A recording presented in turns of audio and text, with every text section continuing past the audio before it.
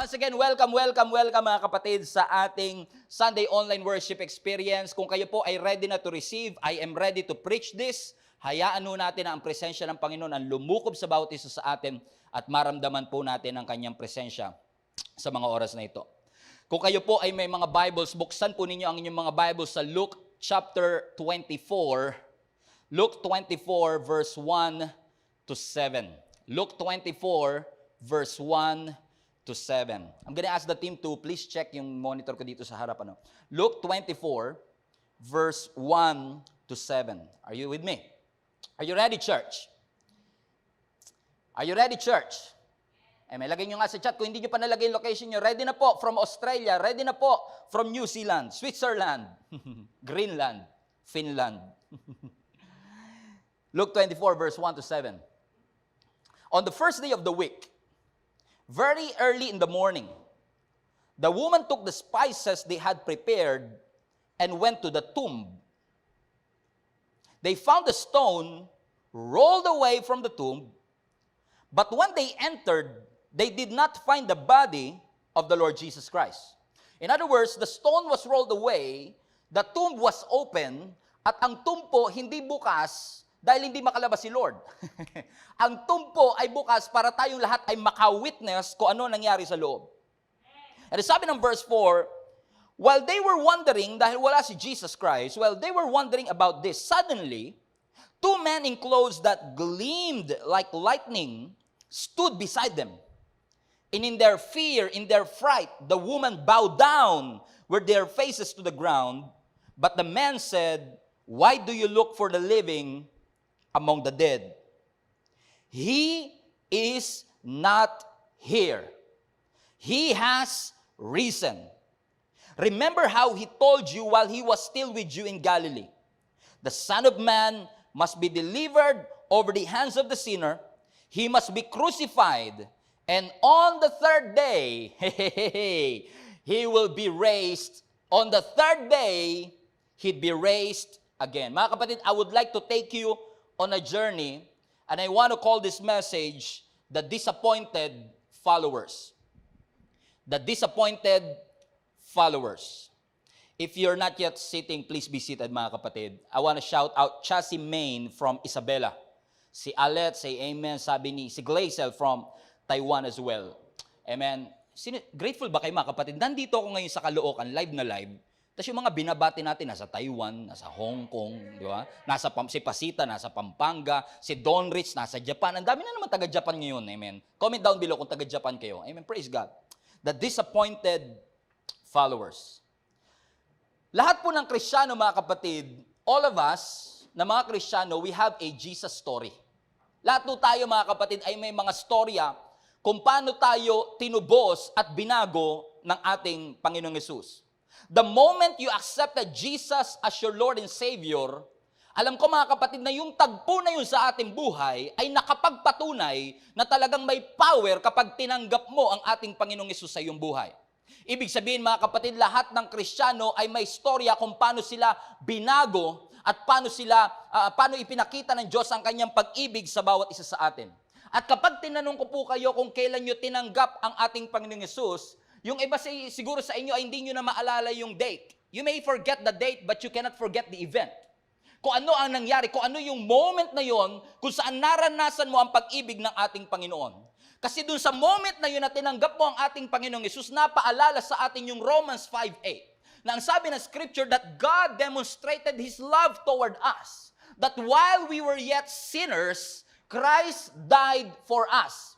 Tayo po ay hopeless, tayo po ay makasalanan, pero dahil sa pag-ibig ng Panginoon na hindi niya lang basta sinabi mula sa langit, kundi demonstrate niya through the cross, tayong lahat ay naligtas. Ito pong Jesus story natin ay nagpapaalala kung saan sinasabi sa Titus chapter 2, that the grace of God has appeared to offer salvation to all of us. Yung John 1:14 ba? That the Word became flesh and dwelt among us. It was a reminder for all of us na tayo po ay hopeless, tayo ay makasalanan, pero dahil sa grace ng ating Panginoon, ikaw at ako ay nagkaroon ng kaligtasan. Ito po ay magandang paalala sa atin, amen, ng John 3:16 kung saan ibinigay ng Diyos ang kanyang bugtong na anak para sa iyo at para sa akin upang sino mang sumampalataya sa Kanya ay hindi mapahamak kundi magkaroon ng buhay na napakabuti ng ating Panginoon. Na hindi katulad ng ibang relihiyon, all religions will tell you God is good when you're good. That God loves good people, pero Christianity lang po ang nagsabi that God loves even the sinners. Na kahit tayo ay makasalanan, minahal at inibig tayo ng ating Panginoon. Na hindi huminto doon ang kabutihan ng Panginoon, na merong ipinangakong blessed hope ang ating Panginoon, mga kapatid, that when we accept Him as our Lord and Savior, tayo po ay magkakamit ng buhay na walang hanggan. In other words, being a Christian is having a destiny. Kung ikaw ay Kristiyano, may destiny na nilaan at prepare ang Panginoon sa bawat isa sa atin. At kapag ikaw ay umasa doon sa destiny na ibinigay ng ating Panginoon, that hope will never put to shame. That hope will never be disappointed kasi alam nating totoo ang Diyos sa Kanyang mga salita. Na ang pag-ibig ng Diyos sa atin ay hindi nakabase sa ating nakaraan. God's love for you is not based on your history, but God's love for you is based on His story, na kung saan si Kristo ay namatay, nilibing at muling nabuhay para sa bawat isa sa atin. Magandang paalala na ang kamatayan ni Kristo ay sufficient to cover all our sins. Sino sa inyo ang grateful, mga kapatid, na ang ginawa ni Kristo ay sapat, sufficient para lahat ng ating mga kasalanan ay magkaroon ng kapatawaran. Praise the Lord. Na ang Diyos natin ay hindi shocked sa ating kasalanan. That Jesus is not intimidated with your sin. Na ang Diyos natin, mga kapatid, 2,000 years ago, at sino sa inyo ang grateful, mga kapatid, that 2,000 years ago, somebody loved you, somebody cared for you, that He came down from heaven, gave His life for you. And that sin that we have is exactly the reason why Jesus came. That sin that we have is exactly the reason why Jesus gave His life, died and buried, rose again from the dead. Kaya nga po, mga kapatid, ingat tayo sa ating mga hinuhusgahan. Kasi minsan nandali sa ating maghusga kasi yung issue natin hindi issue ng iba. At yung issue nila hindi natin issue. Pero ang katotohanan, lahat naman tayo may issue. Lahat tayo ay may pagkukulang. Alam niyo, na-realize ko lang, hihinto lang siguro tayo sa panghuhusga kapag na-realize natin na ang kasalanan walang flavor. Na kahit anong kasalanan, maliit o malaki, kasalanan sa harapan ng ating Panginoon. Pero salamat, lahat ng kasalanan, maliit o malaki, ay tinubos ng ating Panginoon at the cross for us. Kaya pala ang sabi ng Romans chapter 3 verse 23, for everyone has sinned. Lahat ng tao ay nagkasala at lahat po ay hindi nakaabot sa pamantayan ng ating Panginoon. Kahit po yung pastor na ito nagsasalita, ay hindi nakaabot sa pamantayan ng ating Panginoon. We've never reached God's glorious standards. We fall short of God's glorious standard. Look at verse 24. Everyone has sinned. Everyone falls short of God's glorious standard. And yet, I love that transitional word.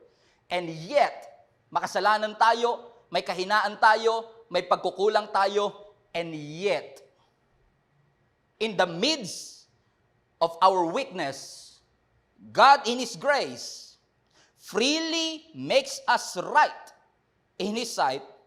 He did this through Christ Jesus when He freed us from the penalty of sin. My friend, mahal ka ng Panginoon. My friend, si Kristo'y namatay, nilibing, at muling nabuhay para sa bawat isa sa atin. Mga kapatid, it's interesting to me na ang greatest news, amen, the greatest news of all time, the greatest news that have ever known to humankind came from a graveyard.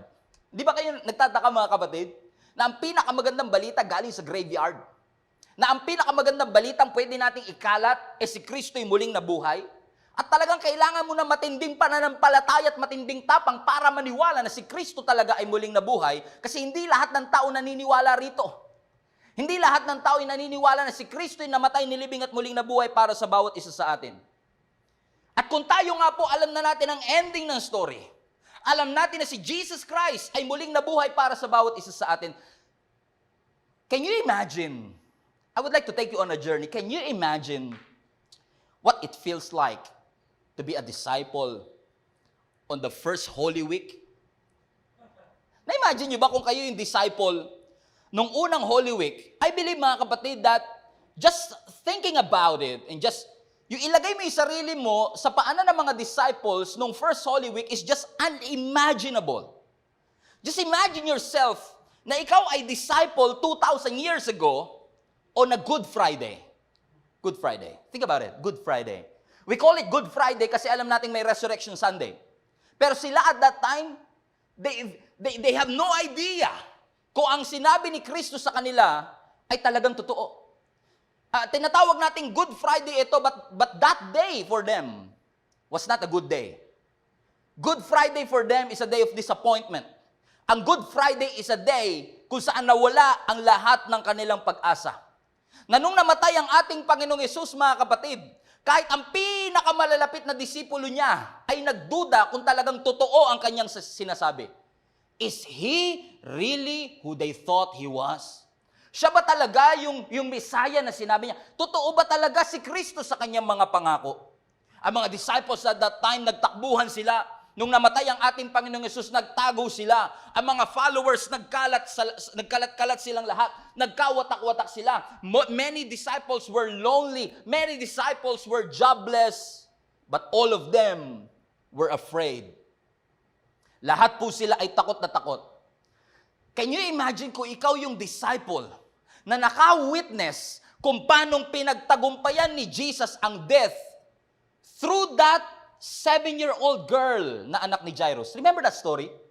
Yung 7-year-old na babae na anak ni Jairus. Naalala niyo, Global Fam? Yung 7 years old na anak ni Jairus, yung siningitan ng babaeng dinudugo for 12 years. Remember that story? Na yung anak niya, 7 years old, was dead. And then Jesus came doon sa kanyang bahay. Ano sabi ni Jesus? Talita kumi. In other words, little girl, rise up. At yung mga disciples at that time, especially Peter, James, and John, was there. They have witnessed it. Jesus conquered death right there. And ako naniniwala, itong mga disciples na ito is the same disciple na nandun din. Kung saan si Lazarus ay 4 days ng patay. Remember that story? Si Lazarus, amen, 4 na araw ng patay. Mummified na. Ito ang talagang the mommy. Okay? Lalaki siya, so the daddy. No, joke. Okay, the mommy. I can't help it. Okay? Amen? 4 days ng patay si Lazarus. Ano sabi ng scripture? Late man, quote and quote, late man si Jesus. Pumunta si Jesus sa tomb. Ano sabi niya? Lazarus! Cemetery yun at that time. Yung pinuntahan ni Jesus. Alam mo, buti na lang binanggit ni Jesus yung pangalang Lazarus. Kasi kung hindi niya binanggit lahat ng patay doon, babangon. Buti na lang pinangalanan niya, Lazarus! Kasi kung hindi, lahat yung bumangon Thriller! Okay, biro lang. Okay. Lazarus! Come forth! Sabi ng scripture, Lazarus went forth and he rose again from the dead.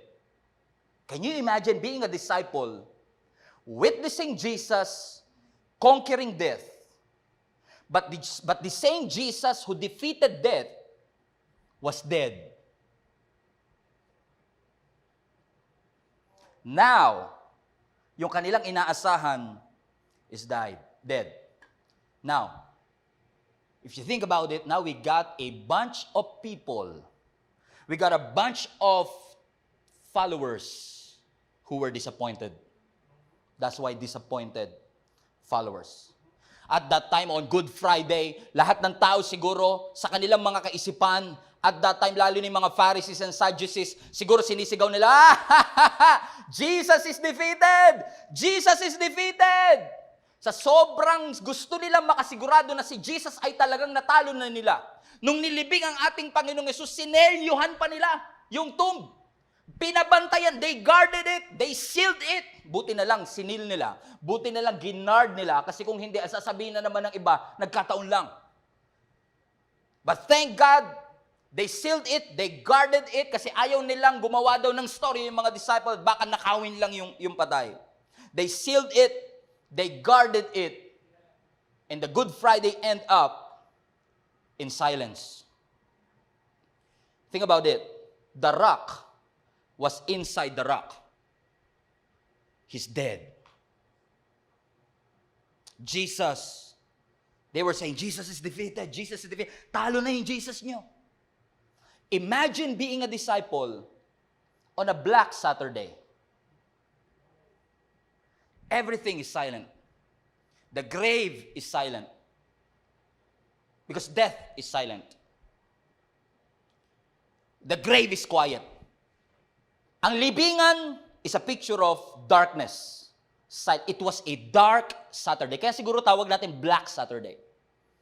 Napakatahimik. Everyone is confused. Everyone was afraid. What just happened? Si Jesus, binuhay niya si Lazarus. Binuhay niya yung little girl. Pero bakit siya? He was dead. I can imagine being a disciple, sobrang discouraged, sobrang takot. And then the waiting starts. Everyone is silent. It's a dark Saturday. Ano mga kapatid, na-realize ko lang, minsan bago yung Resurrection Sunday, meron munang Good Friday. Minsan bago yung Resurrection Sunday, meron munang Black Saturday. Sometimes it's going to get dark first before it gets better. Ano yung ibig sabihin nito mga kapatid? Black Saturday is a picture that we are still going to go through the same pain. Yes, we are going to go through the same worry. Lahat tayo dadaan pa rin sa mga pagsubok ng ating buhay. But the God that we serve is not a defeated God. Ang Diyos na pinaglilingkuran natin, hindi huminto sa Good Friday, hindi huminto sa Black Saturday. On a Sunday morning, He rose again from the dead. Kaya pala ang sabi ng Panginoon, weeping may endure for a night, but joy comes in the morning. Hindi humihinto sa pag-iyak kasi may kaligayahang ibinibigay ang Panginoon. Hindi nahihinto sa confusion kasi merong pag-aayos na ginagawa ang ating Panginoon. Just entrust your life to Him and your life will never be the same again. Alam nyo, isa sa pinakagustong-gusto ko sa Panginoon, God can take things that are dead and bring it to life. Ano mang patay sa ating buhay, patay na relationship, patay na pag-asa, patay na panaginip, patay na perspective, kahit yung attraction natin minsan sa asawa natin is dead, God can resurrect it. God can bring life to it.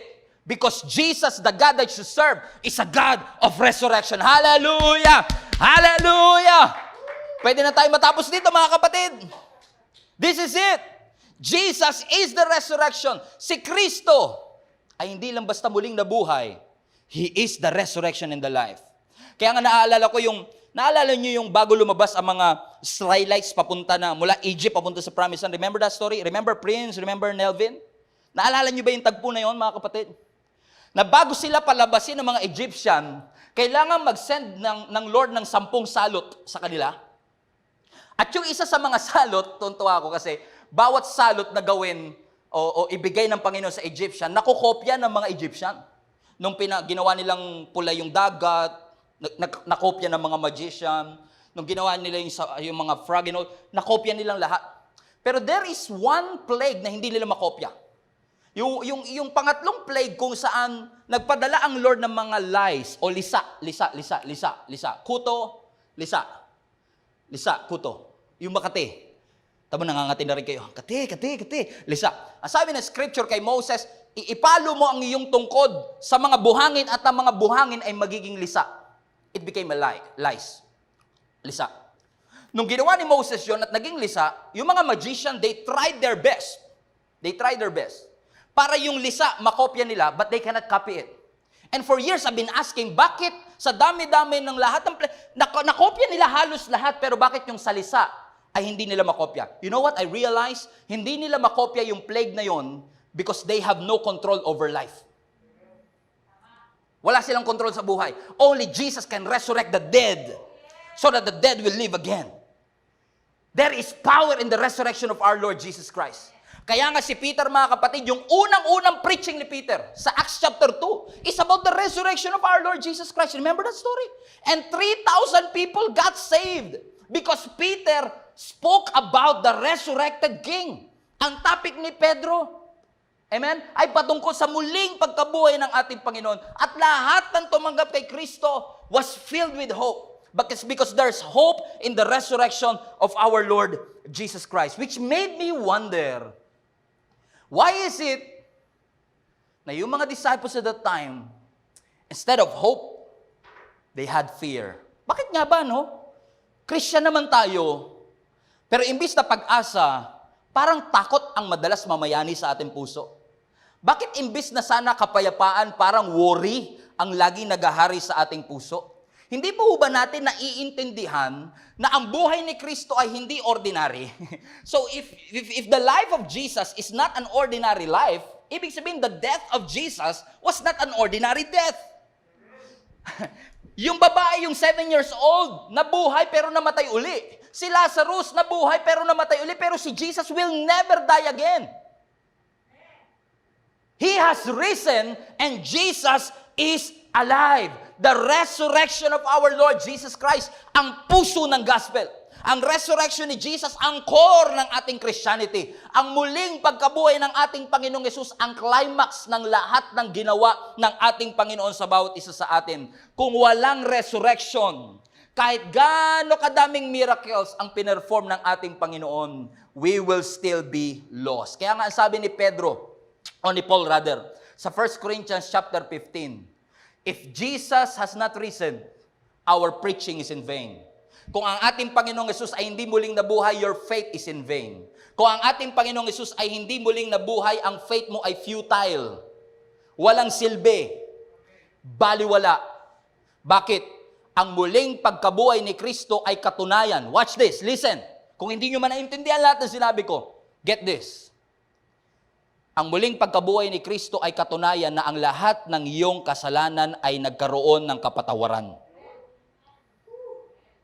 Kung hindi nabuhay ang ating Panginoong Yesus, wala kang proof na ang iyong kasalanan ay pinatawad na ng ating. Ibig sabihin, pwede kang maging confident ngayon na si Kristo ay pinagbayaran ng iyong Pastor, paano ko naging righteous? Because Jesus is alive.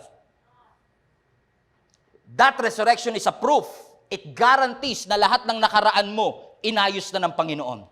Yung resurrection ni Jesus Christ ay guarantee na kaya mong makasurvive sa anumang pinagdadaanan mo ngayon. Because the resurrection of our Lord Jesus Christ guarantees your present. That whatever difficulty that you are in, whatever problems that you are facing, anumang problema, anumang struggle ang pinagdadaanan mo, gaano man kahirap ang buhay, in-empower ng Diyos ang kanyang mga anak para mapagtagumpayan ang lahat ng ating pinagdadaanan kasi si Kristo ay muling nabuhay.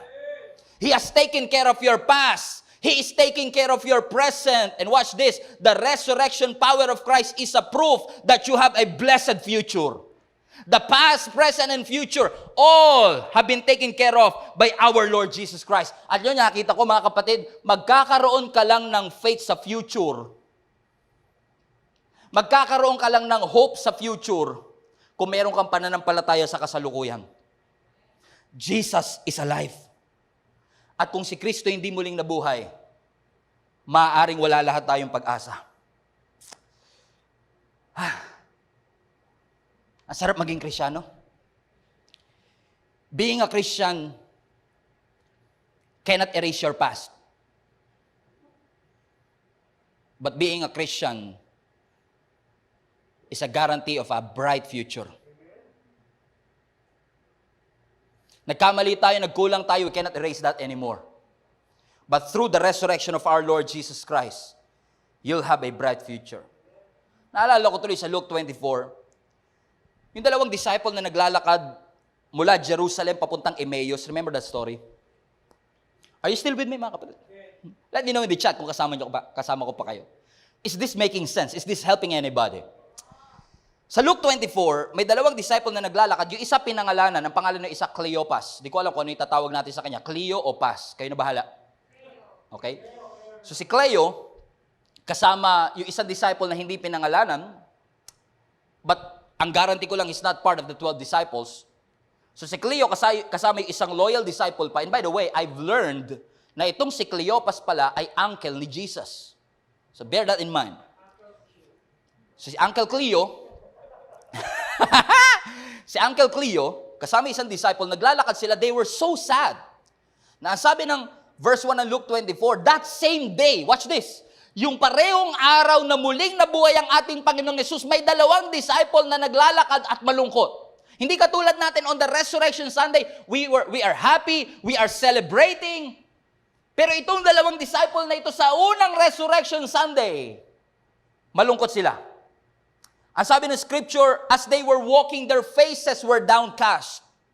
Lahat sila, nag-uusap silang dalawa pero malungkot sila. Siguro naririnig ko yung usapan nila kasi ang sabi ng scripture, pinag-uusapan nila yung nangyari kay Jesus. Kung paano siyang pinahirapan, kung paano siyang pinatay. Pinag-uusapan nila na nung umaga na yon, may nagbalita sa kanila na muli na raw nabuhay ang ating Panginoong Hesus at nawala na lang yung bangkay ni Jesus Christ and they were confused. Punong-puno ng takot ang kanilang, si Uncle Cleo kasama yung isang disciple ay takot na takot. Siguro sinasabi nila, napaka-unfair, no? Wala namang kasalanan si Jesus Christ. Yung pamangkin ko, wala namang ginagawang masama. Bakit parang napaka-unfair? Kasi minsan ganun tayo sa buhay natin, di ba? Sometimes kapag may mga struggle tayo sa buhay, kapag dumaraan tayo sa mga Black Saturday at Good Friday ng ating buhay, sometimes we make this statement, life is unfair. Walang kwenta ang buhay ko. And usually, yung pagiging unfair ng buhay is because of what you've done or what has done to you. Kung ano ginawa mo, naging desisyon mo at ginawa ng ibang tao sa'yo. Kasi nga naman, Pastor, hindi naman kasi biruin mo, Pastor, yung iba pogi-pogi. Ako, hindi naman masyadong pogi. Hindi naman lahat matalino. Bakit kasi hindi lahat mayaman? Ang hirap-hirap ng buhay, magproduce ng pera. Napaka-unfair ng buhay. At pag tayo dumadaan sa mga pain, pag tayo dumadaan sa mga uncertainty, pag tayo dumadaan sa mga Good Friday, napakadaling i-recognize ng pain. Napakadaling maging malungkot. It's logical na umiyak. And that's true. But if it's easy for you to recognize the pain, always recognize the purpose of the pain. May layunin ng Panginoon kung bakit tayo dumadaan sa mga Good Friday. Kasi ang Good Friday hindi mo destination. Ang Black Saturday hindi mo destination. Kasi may Good Friday man, may Black Saturday man, pero the Resurrection Sunday will come. They were so sad.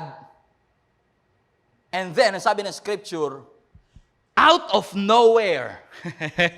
Imagine this. Habang naglalakad sila, out of nowhere, biglang nag-appear ang Panginoon sa kanilang gitna. Biglang sumingit si Jesus. Sa gitna talaga nila. At nagtanong si Jesus, ba't kayo malungkot?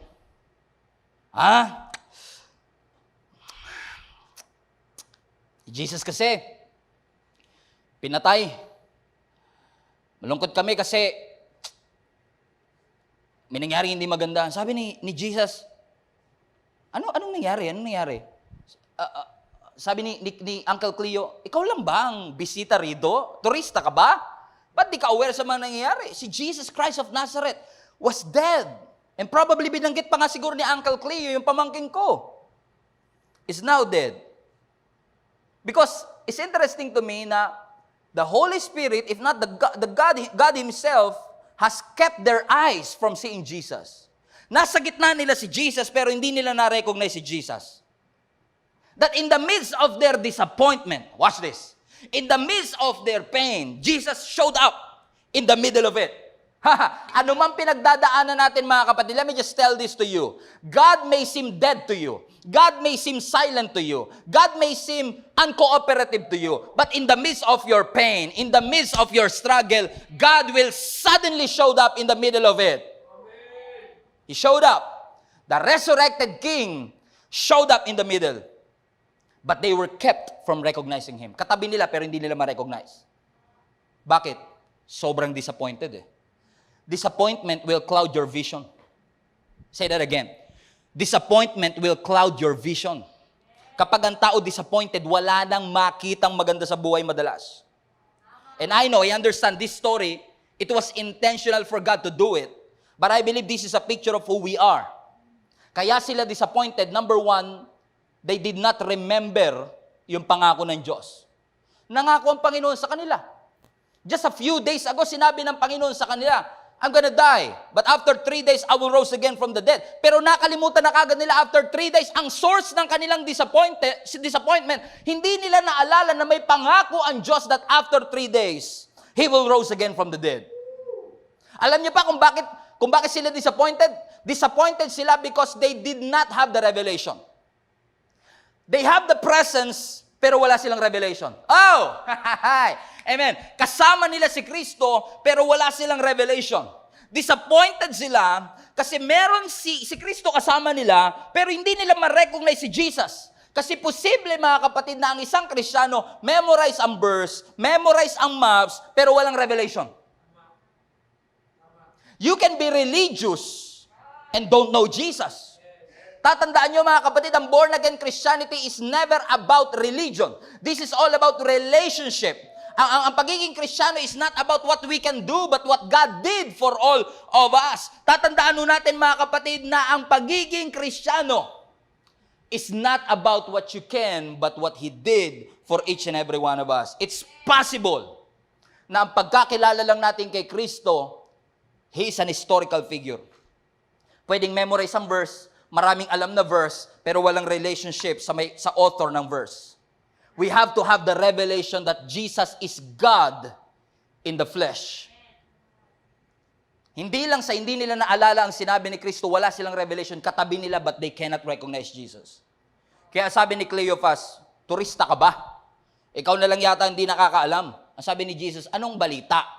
Di kasi ako nagpe-Facebook, di ako nag-YouTube, I'm not informed kung ano ito. Well, si Jesus was sentenced to death. They crucified yung pamangkin ko. At kaninang umaga, nagulat kami, yung bangkay niya, wala na doon sa tomb. Naggatid pa naman sila ng mga spices doon para sana ayusin yung bangkay ng aking pamangkin.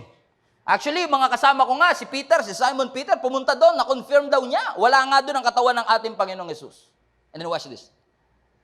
Ang sabi ng scripture, nung narinig ni Jesus yung kanilang reasoning, ang sabi ni Jesus, oh no. Alam niyo kung meron lang facepalm emoji, napagano si Jesus talaga eh. What's wrong with you, man? Oh, you foolish, ang sabi ni Jesus. How foolish you are. You are slow to believe. Pre-nophesy na yan. Pinangako ni Jesus. Nawala na yung manggay. Jesus. Walang revelation eh. If a person don't have a revelation that we don't have, okay, I got this. If we don't have the revelation of the resurrection, lalakad tayo na lalakad sa journey, wala tayong kamalay-malay, we're always sad, disappointed, and frustrated. Just like Uncle Cleo and that guy. Sabi ni Jesus, shoo, foolish guys. Ang bagal niyong maniwala. Alam niyo, pinangako ko, after 3 days, muli akong mabubuhay. Dapat yan, naglagay kayo ng malaking tarpaulin doon sa harap ng... Sabi niyo, welcome back, Jesus eh. Alam niyo, expected dapat natin yan. Yung Last Supper, binanggit ko sa mga disciples yan. Uncle naman. Pinost ko yan eh. Dapat niya may tarpaulin kayo, welcome back. Ano na-realize ko nga, kung tutusin, pwedeng gawin ni Jesus, bigla na lang siya magpakita, gisingin niya yung dalawa, tada! I'm here. Anong mga sinasabi ninyo? But instead, watch this, instead of showing himself and revealing himself that quick, as sabi ng scripture, he showed, watch this, fasten your seatbelt, he showed himself through the scriptures. Sa gitna ng kanilang disappointment, sabi ni Jesus, come on, okay, watch this. Ang sabi ng scripture, verse 27, and beginning with Moses and the prophet, he explained, watch this, he explained to them what was said in the scripture, watch this, concerning himself. In other words, sinabi ni Jesus yung lahat ng mga clue, na, lahat ng guarantee na siya talaga yung prophesied Messiah. Oh man! How I wish nandun ako sa conversation na yon. Kasi hindi diniscuss sa atin ng scripture kung ano exactly yung binanggit ni Jesus Christ. Fast forward sa atin. But probably habang naglalakad sila, oh, you foolish guys. Ay, nako, kawawa naman itong mga disciples. Uncle naman. Hindi ba naalala? Genesis chapter 3, verse 15, nung nagkasala si Adan at Eva, may pinangako ang Diyos na may darating na promised seed. Ako yun. Jesus was revealing to them, amen, who He is in the scripture. Uncle Cleo, hindi mo ba natatanda? Okay, watch this, Uncle Cleo ha. Naalala mo yung mga Israelites nung nasa desert at wala silang mainom? At ang sabi ng Lord kay Moses, magsalita siya sa rock. Ako yung rock. At yung rock na yun, nung nagsalita at tinampas rock, actually, ni Moses, nag-produce ng water. Ako yung living water. He was revealing himself to them. Ako, yung prophesy, naalala nyo si Jonah, na nakulong sa tiyan ng isda for 3 days? Hindi pa ba clue sa inyo yon? Na 3 days ako nasa grave, but after 3 days, I will rise again from the dead? Hindi ba, Uncle Cleo, hindi ba clue sa inyo? Yung tabernacle, meron dong menorah candlestick. Meron yung menorah candlestick na nagsisilbing ilaw sa loob ng tabernacle, na sinabi ko sa mga disciples, I am the light. At pag tinignan mo yung kanan, nandun yung mga tinapay, remember that? At sinabi ko, I am the bread. That's me. That is a picture of who I am. And Jesus was trying to expound to them. And how I wish I was there. He's trying to explain to them, I am the resurrection and the life. I am the bread of life. I am. Alam niyo mga kapatid, it's possible to be a Christian and don't have the revelation of who He is in your life. But I tell you this, if you have the revelation of His resurrection, that He is the Christ that was concealed in the old, but was revealed in the new, your lives will be changed forever. Kapag nakilala mo mga kapatid, kapag na-realize mo mga kapatid, na ang Biblia ay hindi hiwa-hiwalay na libro, kundi ang Biblia ay lahat nakapatungkol sa John 3:16, that Jesus came, died, rose again from the dead, dahil sa pag-ibig niya sa iyo, it will change the way you live. 7 miles. Sinearch ko, 2 hours, 11 kilometers, 2-hour conversation. I wish I was there. And finally, sabi ng scripture, when they reached Emmaus, nung narating nila Emmaus, sabi ng scripture, nagpanggap si Jesus na as if tutuloy pa siya. Pero ang sabi nung dalawa, sabi ni Uncle Cleo, ay, hey, gabi na. Kain na lang muna tayo ng dinner. Now, this is the twist of the story.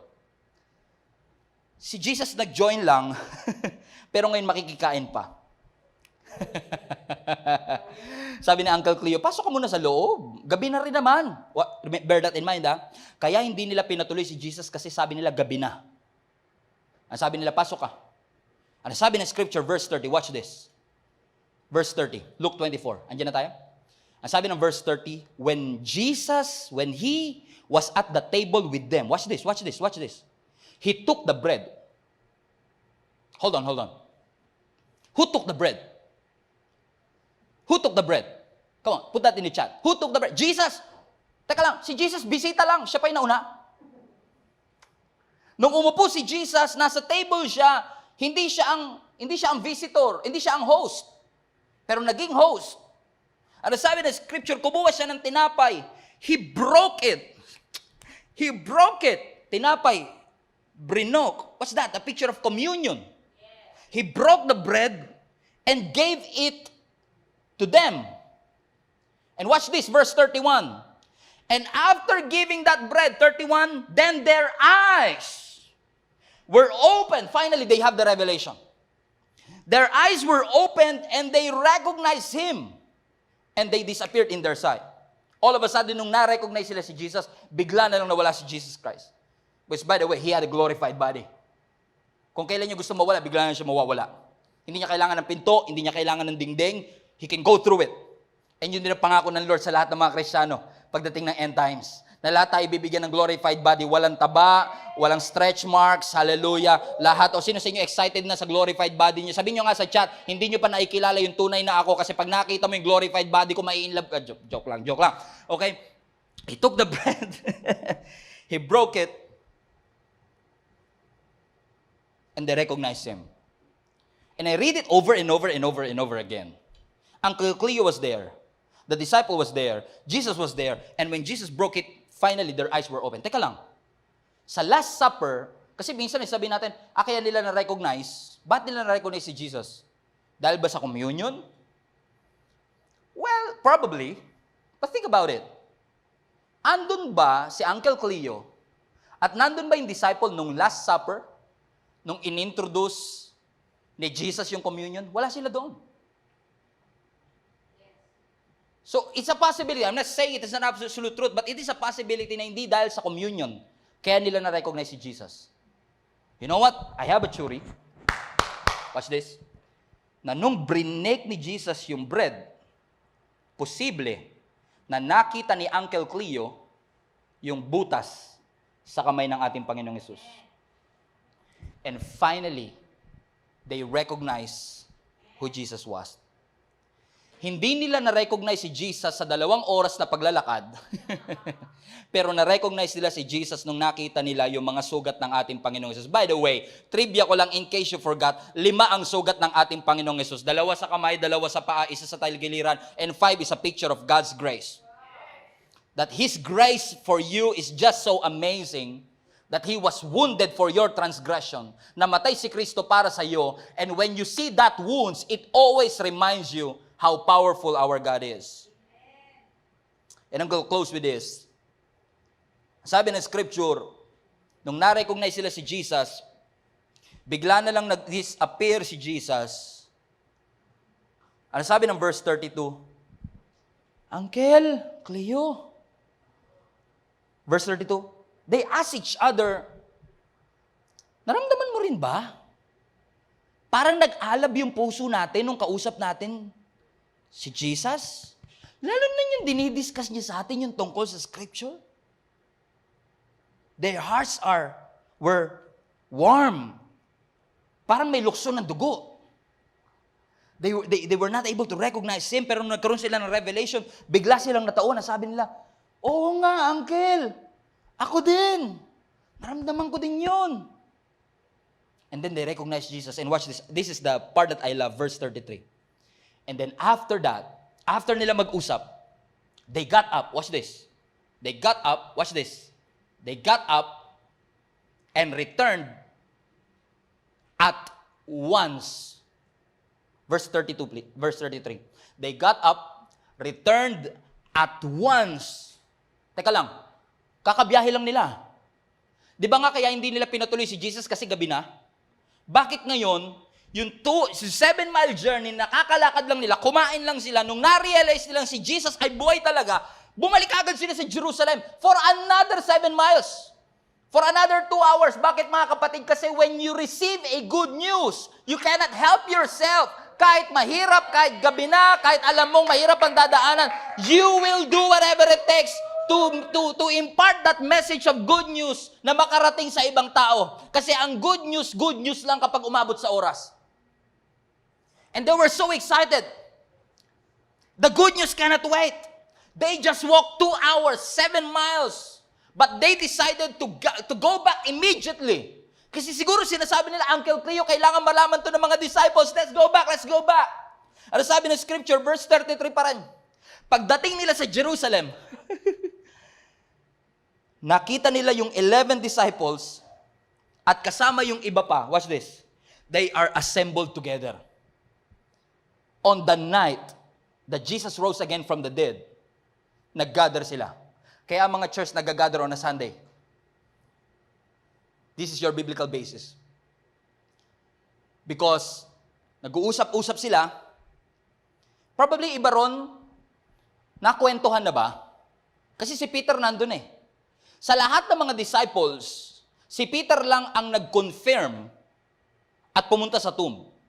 At pagbalik ni Peter, sabi niya, totoo nga.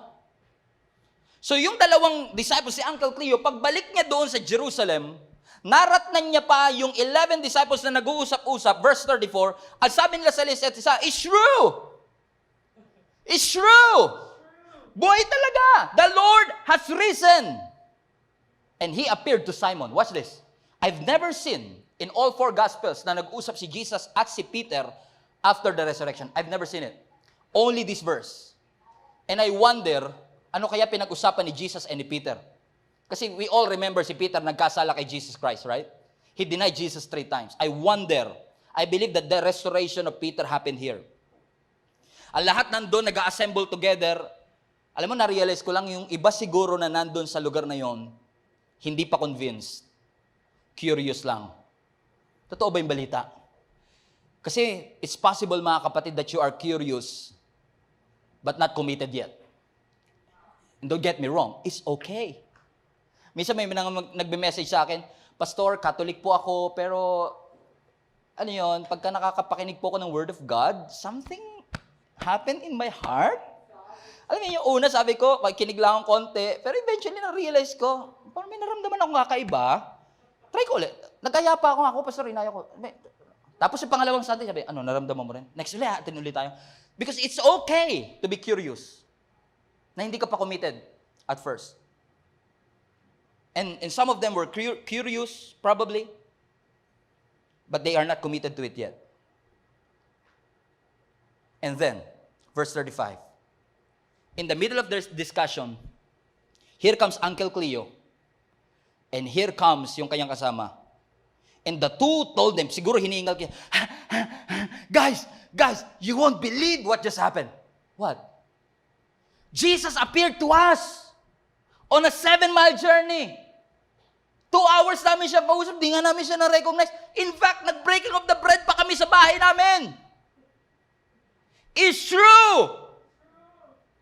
And in verse 36, while they were still talking about these things, andun si Uncle Cleo, nandun yung disciple, nandun yung 11 at mga kasama nila, while they were still talking about this, Jesus himself appeared in the midst of them and said, Shalom!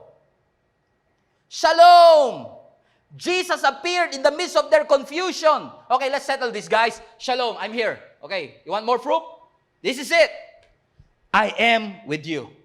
Jesus was saying, I was once dead, but now I am alive.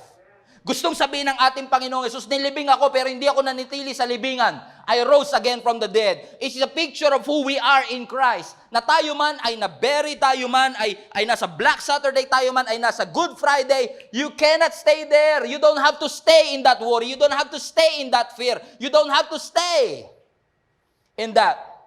Ano sabi ng scripture, takot sila, verse 37, takot sila, sabi nila, multo! Bakit ganun? Pag lagi nila nakikita si Jesus, laging tingin nila multo.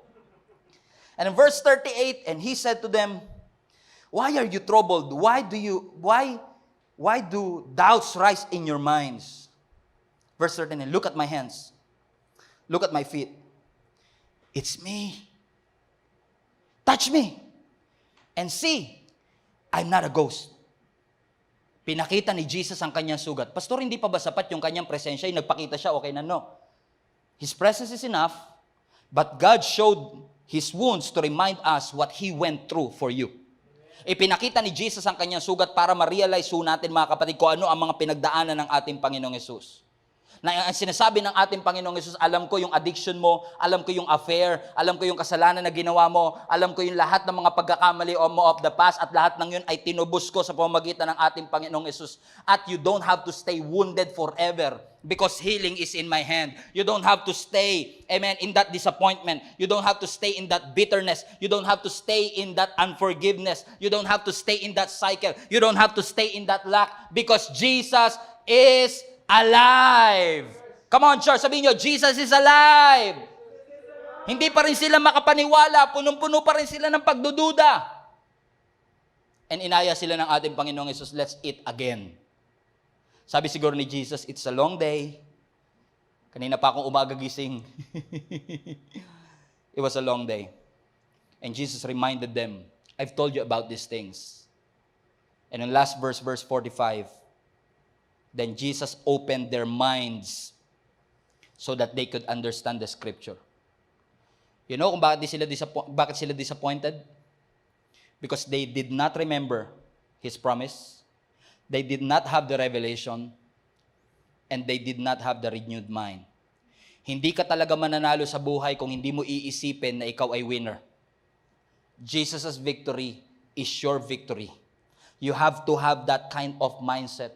Si Moses, nung tinawag siya, tingin niya, alipin pa rin siya. Sabi ng Lord, I made you a leader. Bear that in mind. Kapag renewed ang iyong kaisipan, I'm gonna bring extraordinary miracles in your life. You have to have a renewed mind that says, Lord, allow my minds to believe that you are true, that you are alive. that my sins have been forgiven. Allow me to believe that my sickness have been healed. Na ako'y pinalaya mo na sa anumang addiction. Kasi mga kapatid, ang katotohanan ng resurrection ni Jesus Christ, it will change the way you think. And it will change the way you live. Not just your Sundays. Let me rephrase. The truth of His resurrection will not just transform your Sundays, but it will transform your life. It will. Jesus is alive, my friend. Huwag na tayong tumulad sa mga disciples na disappointed dahil hindi nila maalala ang pangako ng Diyos. Wala silang revelation at wala silang renewed mind. I pray in Jesus' name na ngayong oras na ito ay magkaroon po tayong lahat ng revelation. Magkaroon po tayong lahat ng renewed mind na si Kristo'y namatay, nilibing at muling nabuhay para sa iyo at para sa every time makikita natin yung tinapay, every time makikita natin yung juice, it reminds us the body of Jesus Christ. It reminded us the blood of Jesus Christ that was shed for the forgiveness of my sin. I was reminded that the body of Jesus Christ was wounded para sa kagalingan ng aking mga kasalanan, para palayain ako sa anumang curses that I am going through right now. The truth of His resurrection will transform your very life if we will just allow it. Let our minds be free. Let our lives be free. Let our hearts be free to whatever things that God has set you free.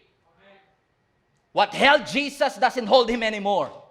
Jesus conquered death for you and for me. Receive the resurrection power of our Lord Jesus Christ and say, Lord, thank you. Kasi kahit tingin ko defeated ako, alam ko may victory. Hindi ko pinupursu ang victory, nilalakaran ko yung victory na pinagtagumpayan mo na para sa akin. When Jesus died on the cross, He conquered sin. Kaya nga sumigaw siya, finished. But when He rose again from the dead, He conquered death. Death has no hold on you. Believe that the same power that rose Lazarus, that little girl, and even Jesus from the grave is the same power that you have on your life. Hello guys, thank you so much for watching this video. Small favor lang before you leave, please do not forget to share this video to your friend. Sabi nga nila, sharing is caring. Hindi natin pwedeng i-underestimate ang kapangyarihan ng pag-share ng simpleng video na ito sa kanila. All you have to do is click that share button and you'll never know kung sino-sino ang pwede nating maabot. One more thing, if you can, please do not forget to subscribe to this channel para wala ho kayong mamiss na kahit anong video or live stream every weekend. Alam nyo mga kapatid, napakabuti ng Diyos for we are able to reach out to you kahit nasa ibang parte pa man kayo ng mundo. If you want to support us and continue doing what we are doing, I would like to ask you to support this ministry. Give financially. Help us na magawa po namin ang aming misyon na punuin ang langit. All you have to do is click that link www.giacmnb.com/give at alam nyo mga kapatid, ang inyong support will greatly help us para magawa po namin ang pinapagawa ng Panginoon sa amin. Once again, thank you so much for watching this video. See us again sa susunod pang video. Lagi po niyong tatandaan, punuin natin ang langit and let's fight for our family. God bless you.